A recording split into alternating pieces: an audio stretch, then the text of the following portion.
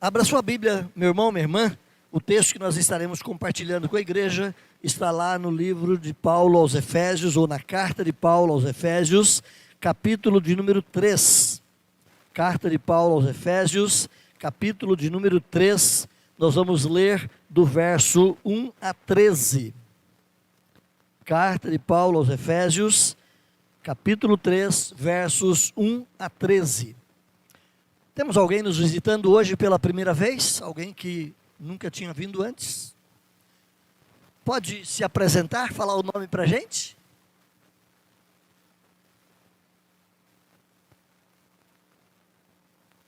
Gislaine. Entendi certo, né? Isso. Deus abençoe. Quem está perto aí, dê um aperto de mão, um abraço. Seja muito bem-vinda, minha irmã. E é uma alegria tê-la conosco, viu? Volte mais vezes e a casa é sua. Venha para ficar. Abra sua Bíblia então, Efésios capítulo 3, versos 1 a 13. Efésios 3, versos 1 a 13. Aos demais amigos, irmãos ou visitantes que estão conosco de outras vezes, também fica aí o nosso carinho, nosso muito obrigado pela sua presença e que Deus fale ao seu coração nesta oportunidade. Paulo aos Efésios, capítulo 3, de 1 a 13, Paulo escreve a carta dizendo assim: por esta causa, e aqui já entra uma interrogação para você pensar, que causa? Por esta causa, eu, Paulo, sou prisioneiro de Cristo Jesus, por amor de vós gentios, se é que tendes ouvido a respeito da dispensação da graça de Deus, a mim confiada para vós outros.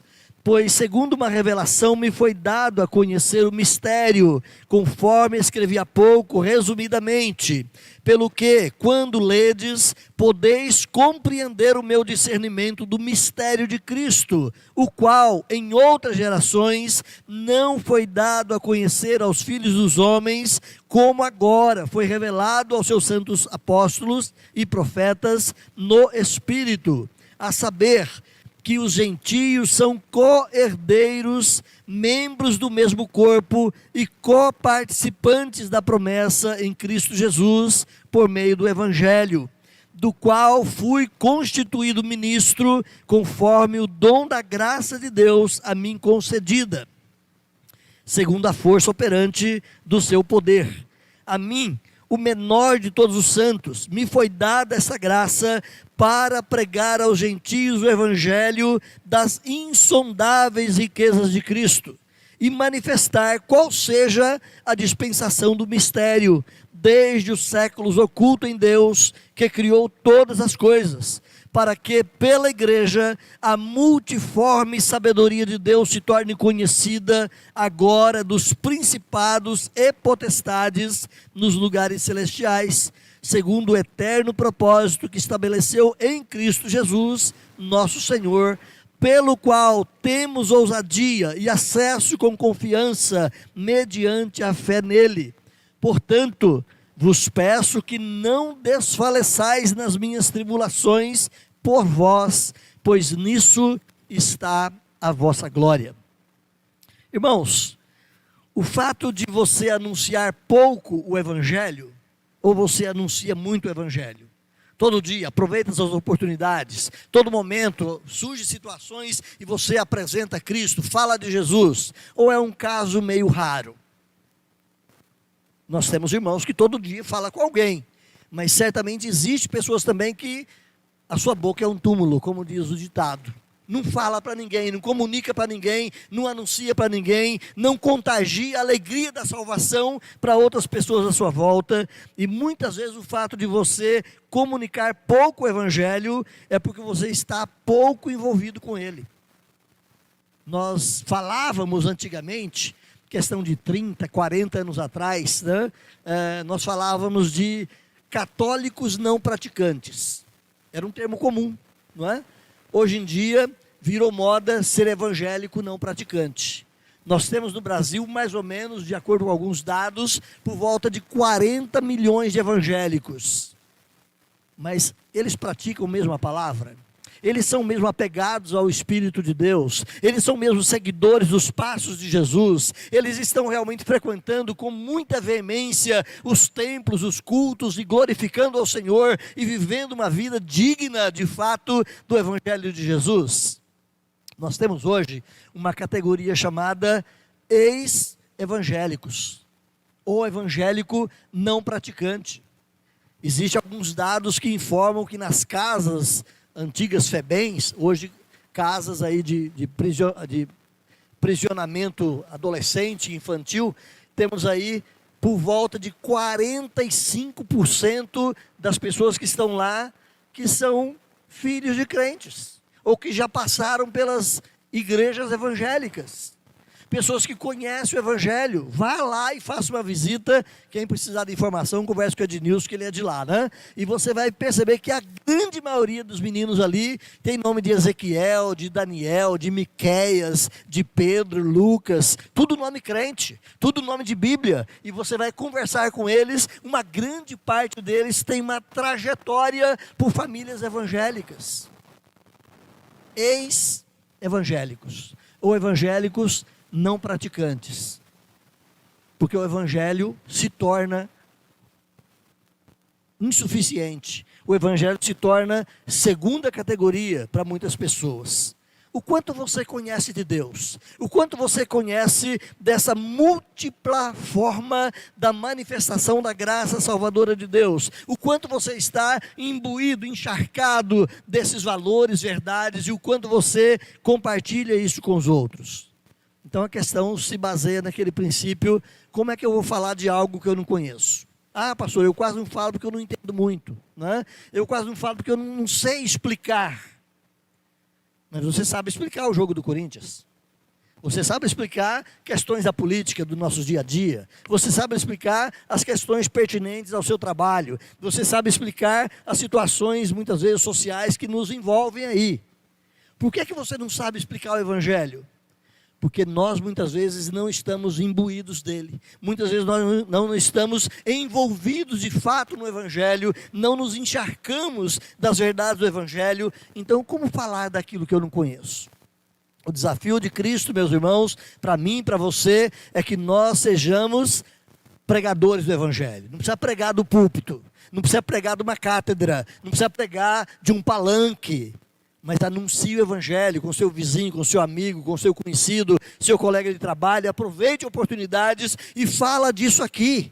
Fala dessa realidade que você vivencia na ministração da ceia do Senhor. Ele morreu por mim, Ele morreu pelos pecadores, Ele quer alcançar a sua vida com a graça.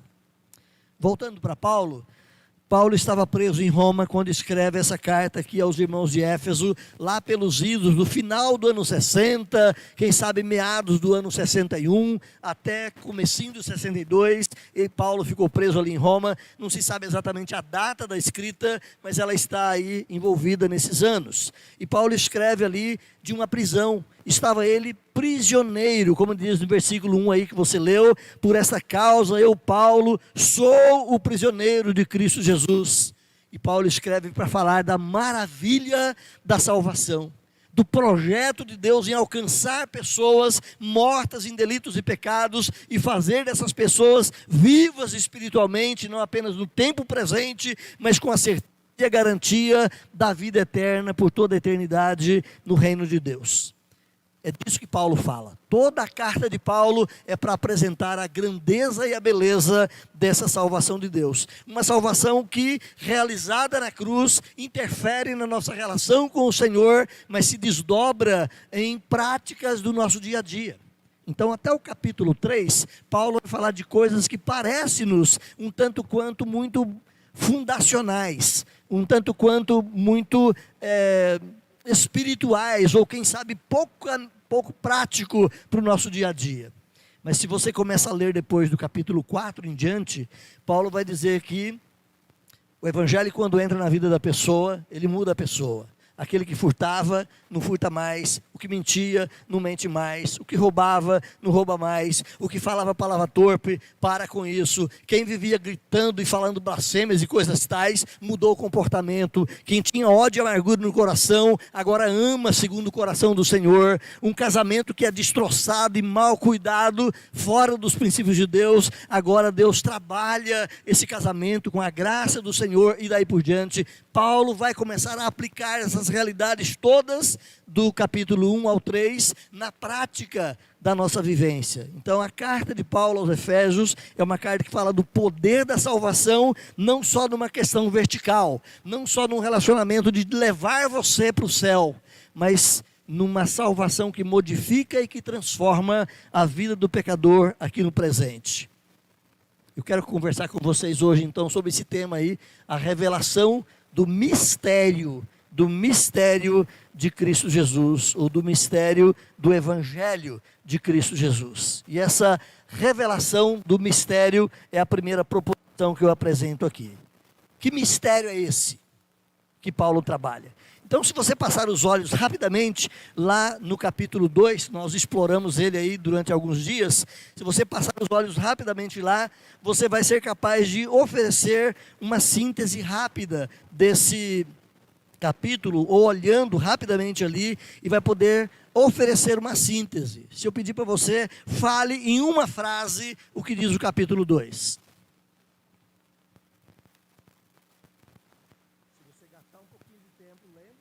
2, e se você pensar, todos vocês vão conseguir fazer uma frase ali para explicar o conteúdo do capítulo 2. Eu coloquei a minha aqui para exemplo, né? O capítulo 2 fala que Deus salva um pecador morto, pela sua graça, une esse pecador a todos os outros salvos, como se fosse um edifício, cada um é um tijolinho na construção de um belo edifício, a ponto de judeus e gentios serem amalgamados, misturados, fundidos, de modo tal que Deus olha para a sua igreja e não vê judeu, não vê gentio, não vê brasileiro, não vê japonês, ele vê um povo salvo, uma nova nação, um novo edifício, uma nova relação, e a Bíblia vai usar vários analogias para falar desse povo de Deus. É a igreja de Deus, é a noiva de Cristo, é o edifício de Deus, é a nação santa, e vai trabalhar várias analogias ali para falar dessa maravilha de sermos ajuntados todos em um só. O fenômeno de Deus transformar multidões em um só corpo, em um só povo, em uma só igreja. Não se pode esquecer também, meus irmãos, que qualquer carta não é uma fragmentação de textos isolados. Ou seja, quando você recebe uma carta de alguém, hoje não recebe mais, é tudo do WhatsApp ali, rapidinho, mas você não pode ler um texto lá do WhatsApp, pegando uma frase aqui, uma sílaba ali, um pedacinho ali, outro lá embaixo. Não é assim que você lê. Você lê a mensagem completa. Porque se você ler fragmentos e pedaços, de repente vai faltar a composição de um todo, e você não vai entender o que de fato aquele que quis comunicar com você comunicou. Uma carta na Bíblia também não podemos lê-la fragmentada. Lembra da caixinha de promessa? Né? Quem é crente antigo lembra disso, né? Tinha lá uma tal de caixinha de promessa, e você pensava dali um versículo como se estivesse tirando sorte, né? Vou ver o que Deus tem para falar para mim hoje, e pinça ali um versículozinho. É uma horrível coisa, uma horrível forma de se ler a Bíblia. Não se lê Bíblia em versículos isolados, não se lê Bíblia em caixinha de promessa. É um texto completo, é uma carta completa, e nós só podemos entender o conteúdo de Paulo se lermos a carta completa, se lermos todo o texto. Quando dividiu-se a Bíblia em capítulos e em versículos, salvo engano, primeiro em versículos, lá pelos idos de 880 depois de Cristo, alguém dividiu, e depois de uns 300 e poucos anos, alguém dividiu também em capítulos. Isso é uma coisa relativamente boa, nos ajuda a encontrar os textos com mais facilidade. No tempo de Jesus não tinha nem capítulo nem versículo, era só o textão, né? E você tinha que saber todo o texto para saber o que o Isaías ou Jeremias ou alguém falou ali. Mas hoje você consegue, não, abra a Bíblia, Jeremias 49, verso 5, você vai lá e pum, e sabe exatamente o que Jeremias disse, né? De um modo, isso é bom. Por outro lado, isso ajudou a gente fraccionar a Bíblia de forma tal que a gente às vezes não tem a percepção do todo, porque a gente lê pedacinhos e não lê a carta toda ou o livro todo. Nesse parágrafo aqui que Paulo inicia, no capítulo 3, ele mostra que existe uma relação natural de transição do texto, de transição do pensamento, daquilo que ele vinha falando no capítulo 2 e entrando agora no capítulo 3. Por isso que eu falei para você, que causa? Versículo 3, versículo 1, por esta causa eu, Paulo, sou prisioneiro do Senhor, por essa causa, que causa? Volta para o capítulo 2, né? E ele vai dizer que você era morto em delitos e pecados, que Deus agiu na sua vida, que Deus ressuscitou você, que Ele o elevou a lugares celestiais, que Ele fez de você um novo povo, que Ele uniu todos os convertidos em um único corpo em Cristo Jesus, que Ele fez a sua igreja, e essa igreja está solidificada, plantada em cima do ensino dos apóstolos e profetas, e esse povo vive para a glória de Deus. Por essa causa, Paulo vai dizer, é que eu estou preso. Porque eu ensino essas coisas, porque eu prego essas coisas, então eu sou o prisioneiro do Senhor. Dr. Martin Lloyd Jones, ele vai dizer assim no seu comentário sobre Efésios capítulo 3, evidentemente Paulo está se referindo ao que acabou de dizer no capítulo anterior, a saber que a estupenda verdade que veio à luz no Evangelho de Jesus Cristo é que gentios que creram no Evangelho foram feitos um só corpo com os judeus em Cristo Jesus. Essa é a mensagem do capítulo 2. Tanto gentios quanto judeus, eles creram em Cristo e crendo em Cristo foram fundidos como um só corpo, como um só povo. No verso 2, quando você olha o capítulo 3 aí no verso 2, até o final desse parágrafo, no versículo 13, Paulo faz aqui uma digressão. O que é uma digressão? É quando você está contando uma história e de repente você lembra de um fato e você para de contar a história e começa a falar de uma outra coisa. Aí depois lá na frente você lembrou da história e você volta então onde estava. Mas isso que você falou aqui do lado é importante, quem sabe, para dar sustentação à história que você estava narrando. Então Paulo aqui faz uma espécie de digressão, ou ele para com o assunto que ele estava falando e começa a falar de um assunto paralelo importante e depois ele volta. Perceba no versículo 1, por essa causa eu, Paulo, sou prisioneiro de Cristo Jesus, por amor de vós, se é que vocês têm ouvido a respeito da salvação, da dispensação da graça, porque segundo uma revelação, e ele parece que ele para de falar do que ele queria, mas volta então agora os seus olhos para o versículo 14, ele retoma a ideia, olha o versículo 14, por essa causa, ele lembrou, eu estava falando que por causa daquilo que eu ensinei, e ele abriu um espaço para falar de um assunto importante, mas ele volta por esta causa e retoma o assunto. Então, só para perceber assim, meus irmãos, nessa digressão, nessa saída lateral da conversa, o apóstolo faz aqui aos Efésios um relato do seu ministério. Depois de havendo feito esse relato do seu trabalho, que Deus o chamou para pregar aos gentios a salvação, Paulo volta então ao tema principal, que ele estava começando a dizer no versículo 1 e continua no versículo 14. Então o versículo 2 até o 13 é um hiato, é uma digressão, no português talvez um aposto, uma cláusula explicativa de algo que ele iria dizer. Ele volta então para o versículo 14 e continua e prossegue dizendo aquilo que estava falando. Por essa causa, eu, Paulo, prisioneiro do Senhor, estou orando por vocês, porque vocês são o povo de Deus. Mas antes de falar isso, ele discorre sobre esse assunto importante. Essa prática digressiva de falar assim, como dissemos, acontece comigo e com você, começa uma história, continua lá, depois volta aqui, lá no português, para quem gosta da literatura brasileira, lá no português isso se chama anacoluto. Quem já estudou figuras de linguagem, essas formas de construção, isso se chama anacoluto, ou seja, é uma interrupção onde o escritor para com o assunto, vai para um outro, de repente ele volta e continua. E existem alguns anacolutos que são perdidos. O camarada começa a contar uma história aqui, pega uma tangente, encerra a história lá e acabou. Quem entender, entendeu. É mais ou menos isso. Mas é uma maneira de comunicar. Mas é uma maneira, muitas vezes, defeituosa. Então, algumas pessoas falam que isso aqui não é de Paulo. Paulo não tinha essa prática. Mas ele fez aqui esse tal do anacoluto, essa digressão, e alguns estilistas, então, puristas, até pedantes demais com a história, veem nisso, então, uma mancha, uma falha de Paulo na sua maneira de escrever. Mas o que nós queremos destacar aqui não é tanto as questões da literatura em si, mas o ensino que Paulo traz aqui, meus irmãos, nessa digressão. Paulo fala o quê? Ele fala, então olha no versículo de número 3 em diante, ele fala que por meio de uma revelação, um mistério foi desvendado para ele. Por causa de uma revelação que Deus trouxe a ele, ele passou a entender uma realidade que até então não era entendida, nem por ele e nem pelos outros. Olha de novo aí então, o versículo de número 3, ele vai dizer: segundo uma revelação, me foi dado a conhecer o mistério, e eu falei desse mistério já um pouquinho nos capítulos anteriores, vai dizer Paulo, eu falei resumidamente disso lá atrás, mas ele vai dizer então que, versículo 5, em outras gerações, ou para outras pessoas que também conheciam a palavra, isso não apareceu, isso não foi aberto, isso não foi desvendado, ficou oculto. Mas agora Deus trouxe essa revelação e nós estamos expondo para vocês essa revelação, diz Paulo.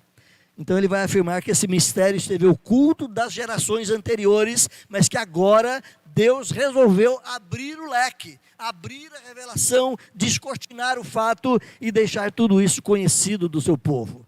Então surge uma outra pergunta: que mistério é esse que Paulo fala? Não é? Por causa de uma revelação, me foi dado a conhecer o mistério. Que mistério é esse? Então Paulo vai trabalhar esse conceito, meus irmãos, e antes de buscarmos o que é esse mistério, é bom que nós compreendamos brevemente o significado dessa palavra mistério. Como se fala mistério no português? Mistério. E como se fala mistério no grego? Mistério. É a mesma palavra que veio de lá e entrou na nossa língua. Aliás, tem milhares de palavras gregas dentro do nosso idioma português, é a mesma palavra praticamente, né? Mistério no conceito originário lá da língua grega não significa algo nebuloso, que ninguém sabe o que é, não significa algo duvidável ou incerto. Mistério lá no conceito da língua portuguesa traz o conceito de algo que está presente, está claro, mas que não foi ainda percebido. É algo que é uma verdade completa, mas que precisa de luz para que ela seja recebida. Se você olhar um pouco antes, lá no capítulo 1, versículo 18, 19, Paulo fala assim: que eu oro por vocês, irmãos, para que o Espírito de Deus traga sobre vocês iluminação, jogue os holofotes da clareza para que vocês compreendam a palavra. É disso que Paulo está dizendo aqui. O Espírito Santo jogou os holofotes sobre essa verdade e agora esse mistério é conhecido. Então, só para nós voltarmos, o mistério a que Paulo aqui se refere foi desvendado, foi revelado, diz respeito ao fato do que ele disse anteriormente, no capítulo 2. Os profetas do Velho Testamento não conseguiram entender tudo isso. Aliás, Pedro fala disso lá no capítulo 1 da sua carta, que os escritores do tempo passado falavam sobre Jesus, mas muitas vezes eles não sabiam exatamente o que e o que significava aquilo que Deus estava dando a eles. Eles tinham uma busca, uma pesquisa, uma inquirição, um desejo de saber o que é que Deus está falando sobre tudo isso. Aí eu volto com você lá para o Velho Testamento, e você vê uma série de coisas que são ditas ali. Aí o Novo Testamento fala: olha, isso era sobre Jesus. Mas quando você olha só o texto lá atrás, parece que falta clareza, não é? Mas o Novo Testamento já traz uma luz maior e você compreende que aquelas coisas ditas lá referiam-se à pessoa, ao ministério, ao ofício e à salvação em Cristo Jesus. Então o mistério é essa revelação que Deus traz de coisas que foram ditas lá, mas que não foram claras, e que agora em Cristo Jesus elas se completam. Em Cristo Jesus elas se tornam fáceis de serem percebidas. Só para a gente ilustrar um pouco mais aqui, os judeus ainda nos dias de Cristo, eles não tinham recebido a revelação de que a salvação deveria alcançar os gentios. Eles não tinham entendido isso. Senhor, quando é que o Senhor vem fazer aqui a mudança em Israel? Senhor, quando é que o Senhor vai voltar para Israel? Senhor, quando é que Israel vai se tornar a nação principal do mundo? Eles só olhavam para o umbigo deles. Mas Deus já tinha falado lá atrás que Abraão, por exemplo, vai ser bênção para todas as nações, que a descendência de Abraão vai ser luz para os gentios, e que nesse prometido de Deus, todos os povos da terra serão abençoados. Ide, portanto, pregue o evangelho a todo mundo. Esses dizeres, muitas vezes implícitos, estavam lá no Velho Testamento. Lembra do Salmo 96? Cantai ao Senhor um cântico novo. E você continua lendo o Salmo, e o Salmo vai dizer: anunciai a sua salvação a todas as nações. Estava claro ou não estava? Mas não caía no entendimento do judeu. Ele não conseguia perceber essas verdades. E, portanto, o judeu não pregou a salvação para todos os povos. Só depois de Cristo é que a salvação de fato vai alcançar todos os povos. Pedro é um caso bastante claro dessa situação de obscuridade, falta de entendimento. Quando Jesus falou: ide, portanto, prega o evangelho para todo mundo, onde os discípulos ficaram? Foi cada um para um canto? Não, ficaram em Jerusalém. Aqui é o nosso lugar, não é? Aqui é a nossa terra, aqui é a nossa casa, vão ficar todo mundo aqui. No começo, 3.000 convertidos, oh glória, e a igreja está crescendo. Daqui uns dias, mais 5.000 convertidos, aleluia. E mais um tempo, e a igreja estava se tornando uma multidão de crentes em Jerusalém. Mas a missão era o quê? Ide por todo mundo. Então Deus usa alguns recursos ali, espalha o povo, mas eu queria me reportar com você, lá no capítulo 10 de Atos, lembra da história? Um dia Pedro estava numa região próxima a Cesareia, na casa de um curtidor. O cara tinha um curtume na casa dele para fazer couros, né? Um lugar até impuro, sujo, mas Pedro estava ali, hospedado naquela casa. E de repente ele sobe no terraço da casa para orar. O judeu tinha práticas de algumas horas de oração no dia. E diz lá que na oração da hora nona, Pedro subiu para orar. Hora nona é 4 da tarde. Então Pedro subiu para o terraço para dedicar um tempo de oração. E quando ele estava ali orando, clamando, buscando a Deus, pedindo direção e tal, ele teve uma visão. E baixou nessa visão o quê? Um lençol branco, bonito, mas cheio de porco, morcego, não sei o quê, aquele monte de bicho impuro e sujo. E uma voz do céu que dizia para ele: Pedro, mata e come. Pedro falou: não, Deus, de maneira nenhuma. Jamais eu vou obedecer essa ordem, mata e come. Eu não sou pessoa de comer esse tipo de carne impura, suja. Porque o judeu tinha todo um cerimonial, né? Ele só comia algumas carnes que Deus tinha dito lá para Moisés: essa pode comer e essa aqui não pode comer. Então Pedro disse: não, jamais, eu não vou comer dessa carne. O lençol subiu de volta para o céu. Daqui a pouquinho Pedro estava lá refletindo, pensando, o lençol baixou de novo, cheio da bicharada, outra vez, Pedro mata e come. Ele diz: de modo nenhum, Senhor, não vou fazer isso. Quem é que manda? É Pedro ou é o Senhor? Né? Inversão de valores ali, né? Pedro dando ordens para Deus: de modo nenhum, não vou obedecer. Mas numa terceira vez, o lençol baixou. E Pedro teve a luz. Pedro entendeu que Deus estava ensinando para ele que os gentios que eram impuros, que eram sujos, que eram pessoas não condizentes às normas do judaísmo, eram para ser evangelizados. E Pedro abre a cabeça, abre a luz.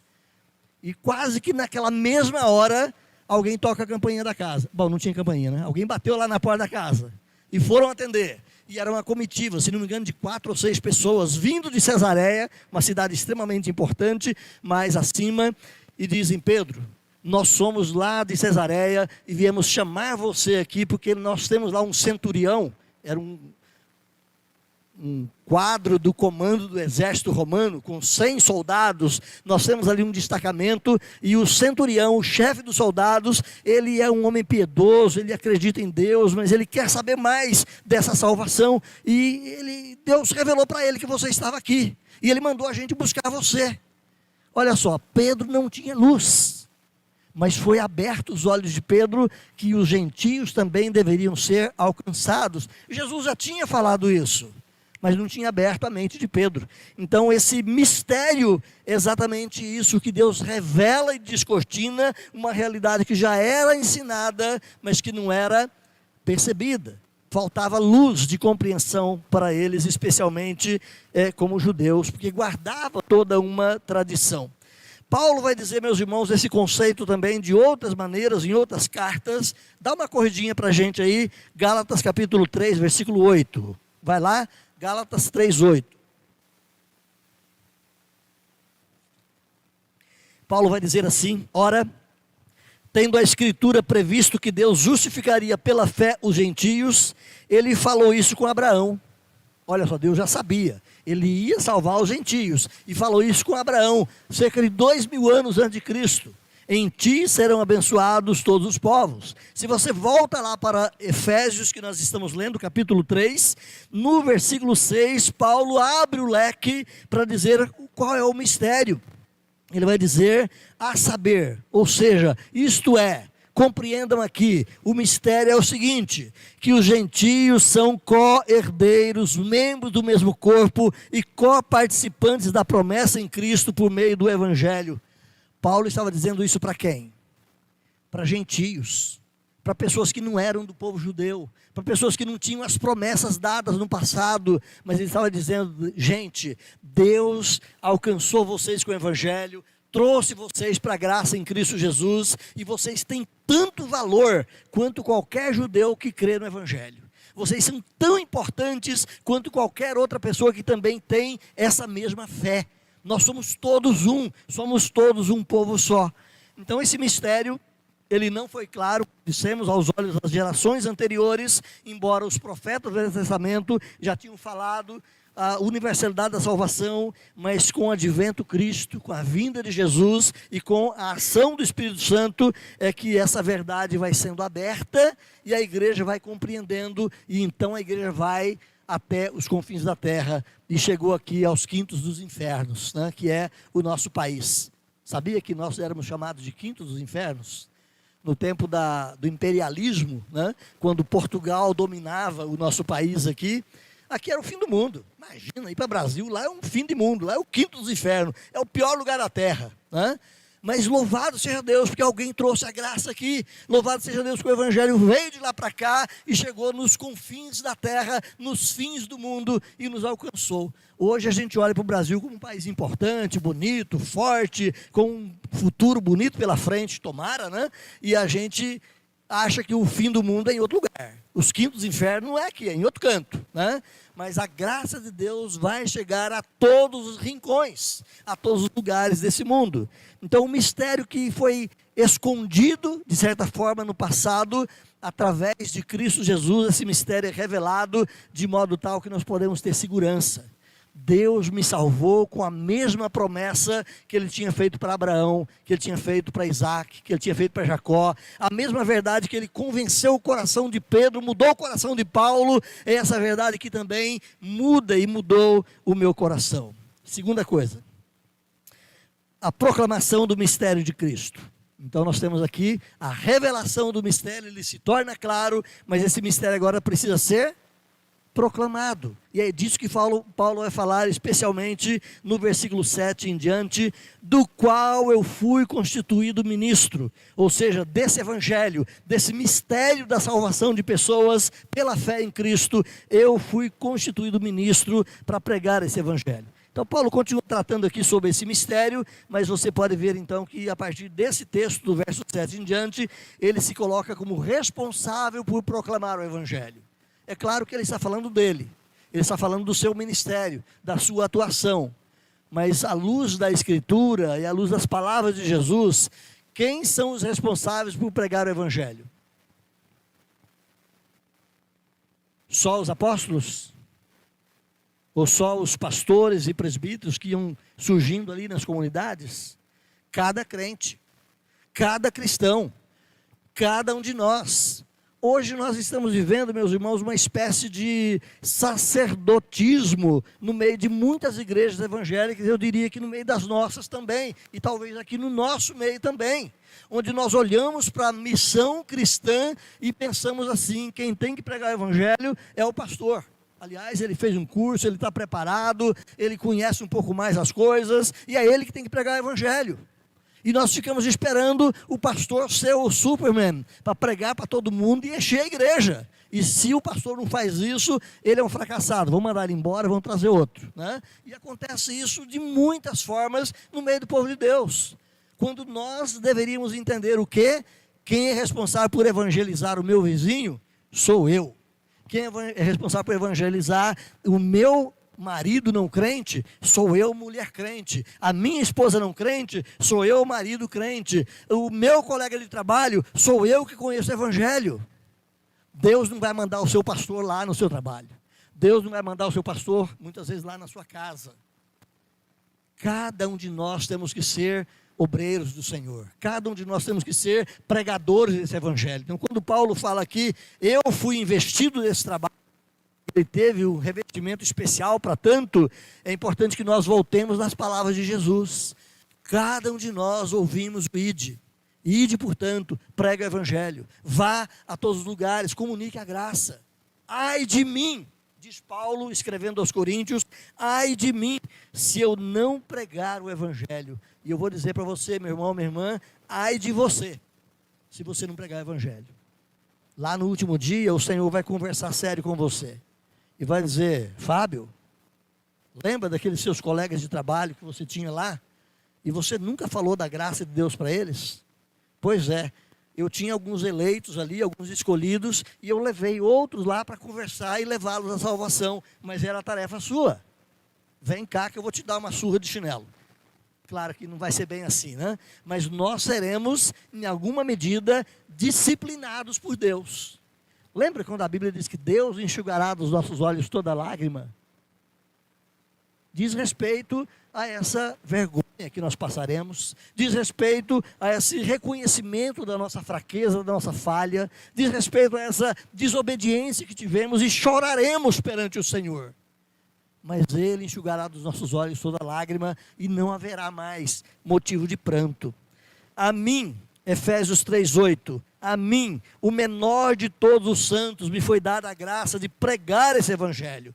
A você, meu irmão, minha irmã, também foi dada a graça de falar desse evangelho. Se Paulo, que era o grande mestre e conhecedor de tudo isso, ele dizia, eu sou o menor de todos, então quem sou eu perto dele?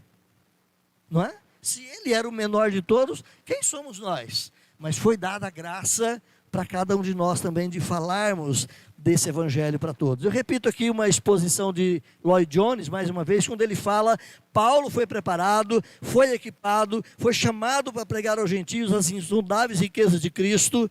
Olha que frase, insondáveis riquezas de Cristo, que profunda e sublime afirmação, diz Lloyd Jones. Todavia, é uma declaração que nos prova, nos examina e nos mostra que a função é de todo aquele que conheceu a graça. Todos aqueles que conheceram a graça de Deus também são chamados para serem ministros. Sabe qual é a palavra ministro aqui? Diácono.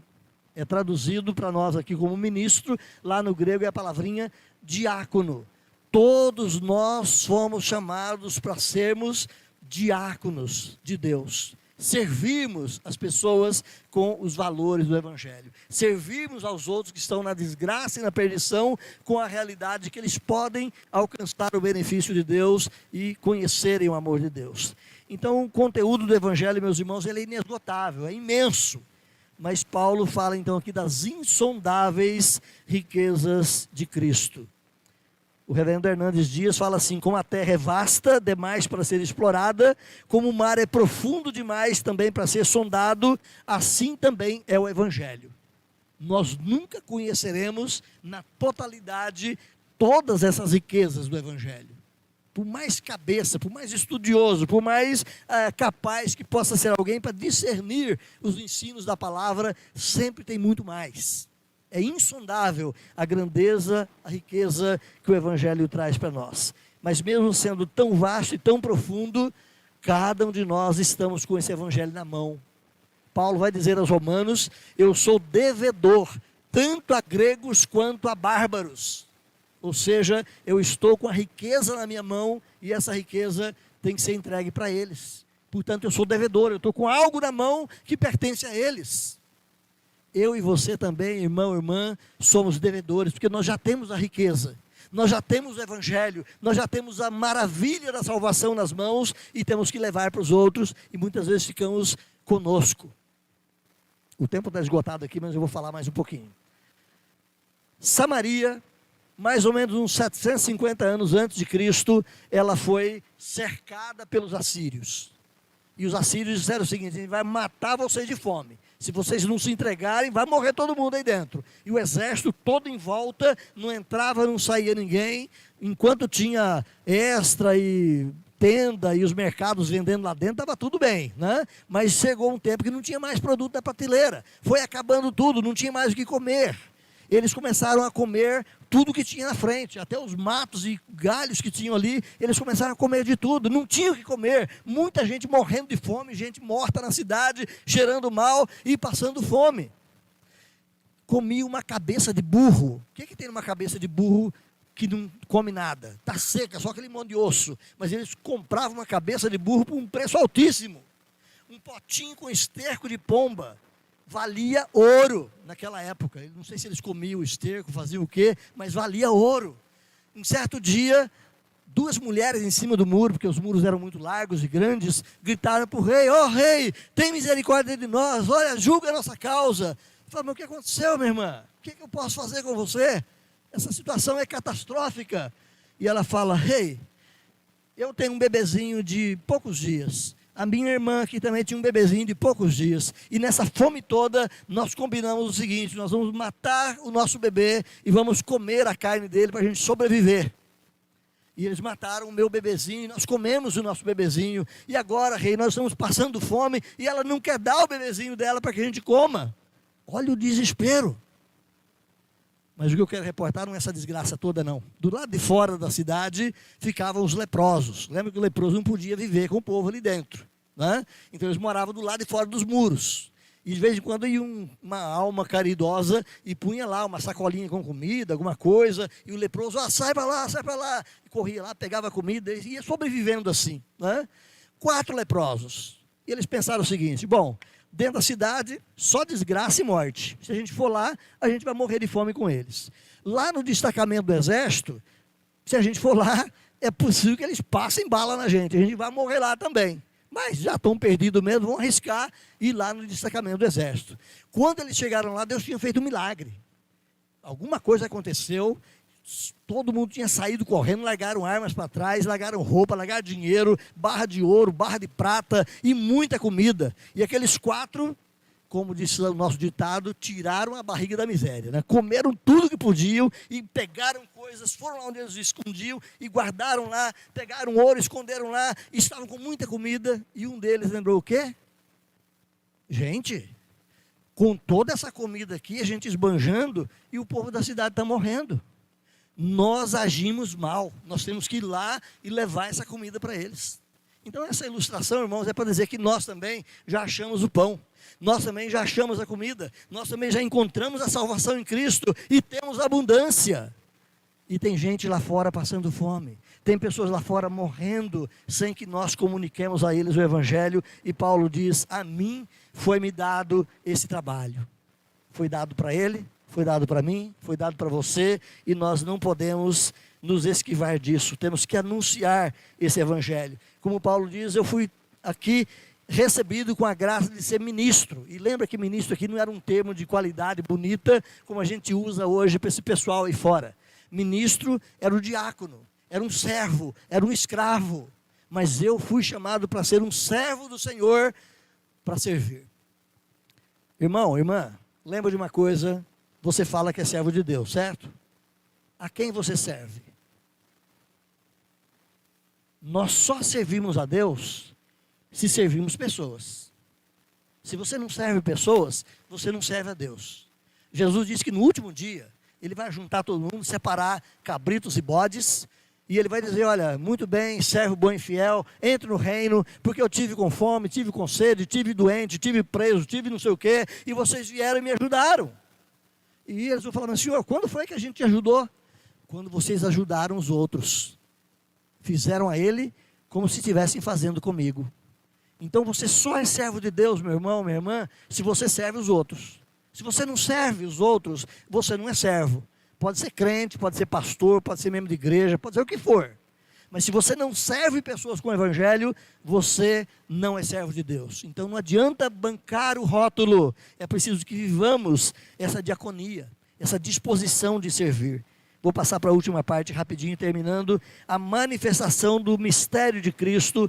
Paulo vai dizer que ele foi constituído diácono para pregar aos outros, para que esse Evangelho, esse mistério se tornasse manifesto. Olha o versículo 10. Eu faço tudo isso para manifestar essa maravilha da salvação, desse mistério, para que, versículo 10, a finalidade é, para que, pela igreja, a multiforme sabedoria de Deus seja conhecida, não só da sociedade, mas de todo nome que possa nos cercar, de todas as pessoas que podem estar à nossa volta, dos principados e potestades nos lugares celestiais. A igreja constituída de judeus e de gentios, ela é a manifestação da graça de Deus. A igreja presente aqui no nosso local precisa ser a manifestação da graça de Deus. Eu e você somos chamados a tornar isso público, a tornar isso conhecido, a tornar isso realidade para a vida dos outros. A maioria dos exegetas veem aqui que Paulo se refere aos anjos, quando ele fala de principados e potestades, para que essa graça de Deus se torne perceptível aos anjos. Pedro vai dizer que os anjos, sabendo da salvação, eles anelam prescrutar. E muitos entendem que eles desejam pregar o evangelho, que no fim dos tempos vai ser anjos que vai vir aqui na terra pregar o evangelho. Presbiteriano não crê nisso não, tá? Reformado não crê nesse negócio. Não vai vir anjo do céu para pregar o evangelho na terra. A missão foi dada para a igreja. Então, Pedro diz que os anjos desejam prescrutar ou desejam compreender a grandeza do amor de Deus. Então, quando a igreja vive e anuncia o evangelho, anjos estão percebendo, anjos estão abrindo as suas mentes, estão crescendo no conhecimento de Deus e sabendo da verdade, como é que Deus ama o pecador caído no pecado, como é que Deus transforma esse pecador em um filho dele. É um mistério, e os anjos passam a conhecer essas realidades. O ministério da igreja é essencialmente a continuação do ministério de Jesus. Assim como o Pai me enviou, eu também vos envio. Ele me mandou para pregar para as pessoas e agora mando vocês para pregar para as pessoas. E Paulo fala aqui então da multiforme graça de Deus. Essa palavrinha multiforme é derivada de um termo grego, lá no grego é polipoikilos. Polipoikilos. Essa palavrinha só é encontrada aqui, na língua grega, no Novo Testamento, na Bíblia. Não tem em nenhum outro lugar da Bíblia. Tem na literatura grega, mas não tem aqui. E ela significa variedade.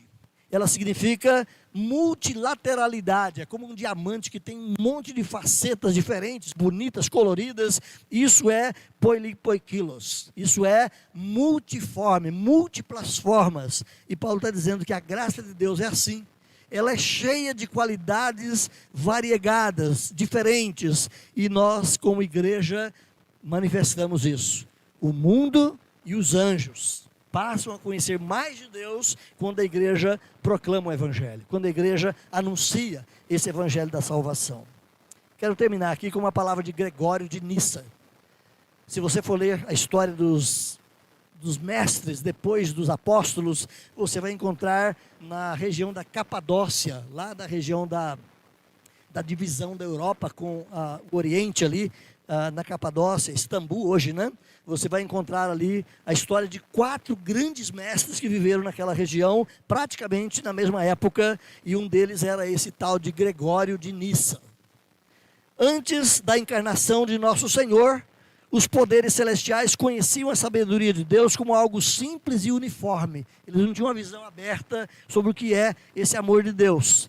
Efetuava Deus maravilhas e Deus fazia coisas tremendas, mas eles conheciam apenas essas manifestações comuns do poder de Deus. Nada havia de multicolorido, nada havia de facetas diferentes, vai dizer aqui o Gregório de Nissa. Mas ele continua dizendo e fala assim: mas agora, por meio da economia de Deus, a dispensação desse plano de Deus que diz respeito à igreja e à raça humana, a sabedoria de Deus não é mais conhecida como algo simples, mas a sabedoria de Deus é conhecida como algo extremamente diversificado.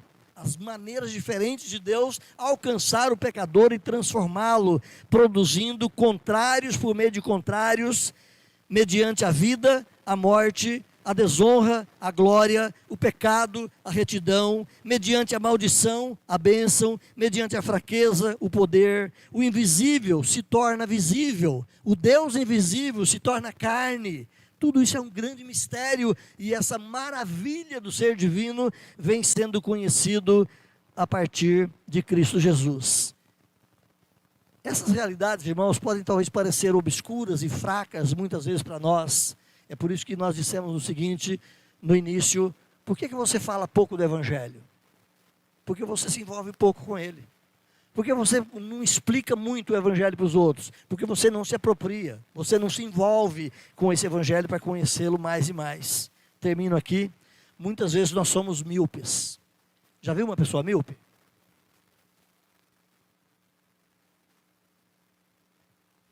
A minha avó paterna era míope. Ela pegava o inário para cantar, me lembro da figura dela até hoje. Ela cantava com o inário assim, a questão de 5 centímetros do olho. Se colocasse mais longe, ela não via. Ela é míope, ela só vê aquilo que está perto. E muitas vezes nós também somos míopes, porque só olhamos para aquilo que está diretamente ligado a nós, não conseguimos olhar além, não conseguimos ver nada depois. Então, meu irmão, minha irmã, clame ao Espírito Santo para que ele jogue os holofotes sobre você. Clame ao Espírito Santo para que ele lance luz na Escritura, para que você compreenda essas verdades. Clame ao Espírito Santo para que você seja fortalecido com poder na compreensão, para que você possa cumprir o seu papel. Porque se você não cumprir o seu papel, lá no final da história, nós prestaremos contas ao Senhor. Seremos disciplinados por Ele. Porque você não orou, porque você não pediu graça, porque você não mergulhou na Escritura, porque você não buscou mais a Deus. Está tudo aqui à nossa disposição. Então nós somos chamados a conhecer esse mistério, nós somos chamados a proclamar esse mistério, e nós somos chamados a manifestar na nossa vida essas realidades espirituais, de modo tal que anjos adorem a Deus, porque você foi um homem transformado, porque você foi uma mulher transformada pela graça de Deus. E assim, outras pessoas à nossa volta também conheçam desse amor de Deus. Deus te abençoe.